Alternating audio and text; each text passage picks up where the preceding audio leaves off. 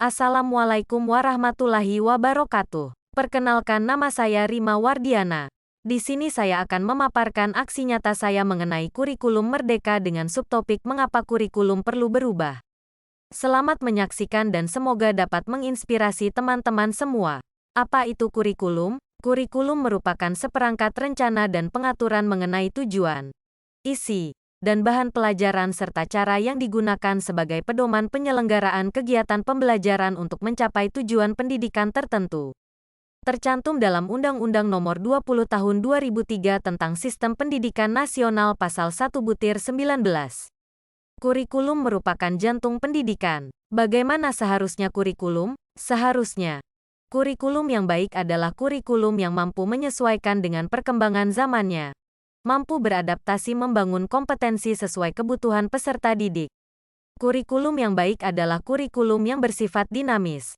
Artinya terus berkembang sesuai dengan konteks dan karakteristik peserta didik. Apa fungsi kurikulum? Fungsi kurikulum yang pertama adalah untuk mengarahkan pembelajaran. Kurikulum memberikan panduan tentang apa yang harus dipelajari oleh peserta didik seperti penentuan materi pelajaran, metode pengajaran, dan tujuan pembelajaran. Kedua, menyelaraskan dengan tujuan pendidikan. Kurikulum dirancang untuk mencapai tujuan pendidikan yang telah ditetapkan oleh suatu sistem pendidikan. Di antaranya adalah pengembangan keterampilan kognitif, afektif, dan psikomotor peserta didik.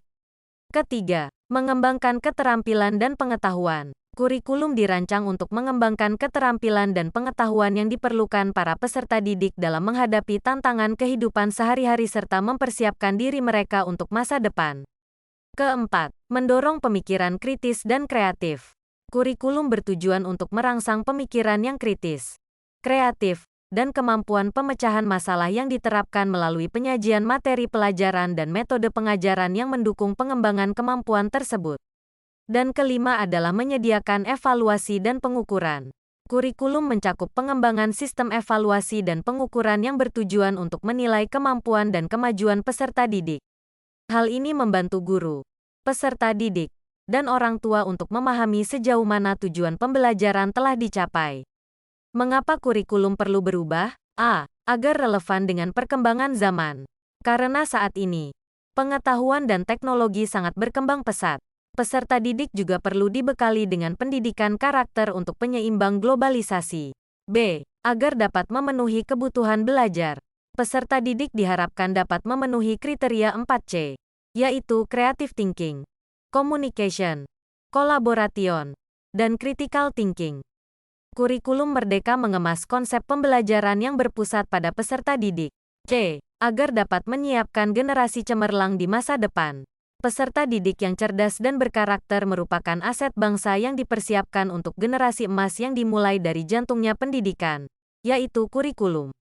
Apa yang harus dilakukan guru dengan adanya perubahan kurikulum? 1. Pahami perubahan kurikulum. Guru harus memahami secara menyeluruh perubahan yang terjadi dalam kurikulum. Ini mencakup pemahaman terhadap tujuan pembelajaran baru, perubahan dalam materi pelajaran, metode pengajaran yang dianjurkan, dan aspek-aspek penting lainnya dari kurikulum yang baru. 2. Perbarui materi dan rencana pengajaran. Guru perlu menyesuaikan materi ajar dan rencana pengajarannya sesuai dengan kurikulum yang baru. Ini mungkin melibatkan peninjauan dan penyesuaian buku teks, materi pembelajaran, dan metode pengajaran. 3. Ikuti pelatihan dan pembinaan. Guru dapat mengikuti pelatihan atau pembinaan yang diselenggarakan oleh pihak berwenang atau lembaga pendidikan.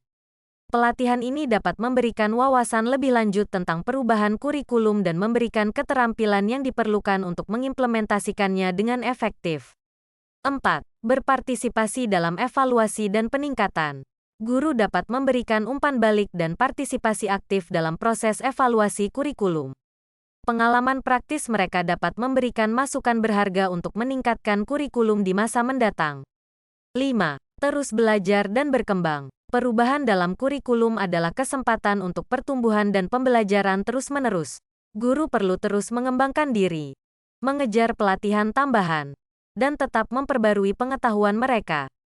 6. Fleksibilitas dan kreativitas. Guru perlu bersikap fleksibel dan kreatif dalam mengajar, Ini mungkin melibatkan eksplorasi metode pengajaran baru, penggunaan teknologi, atau pendekatan lain yang dapat meningkatkan efektivitas pembelajaran. Kesimpulan, kurikulum bersifat dinamis dan terus diadaptasi sesuai konteks dan kebutuhan peserta didik untuk membangun kompetensi sesuai dengan masa kini dan masa yang akan datang. Kemajuan ilmu pengetahuan dan teknologi dapat memicu perubahan dalam kurikulum untuk mencerminkan perkembangan terbaru. Kurikulum yang terus diperbarui memastikan bahwa siswa mendapatkan pemahaman yang relevan dan up-to-date tentang dunia yang terus berubah. Kurikulum perlu mengalami perubahan sesuai dengan perkembangan zaman. Sekian pemaparan yang dapat saya sampaikan.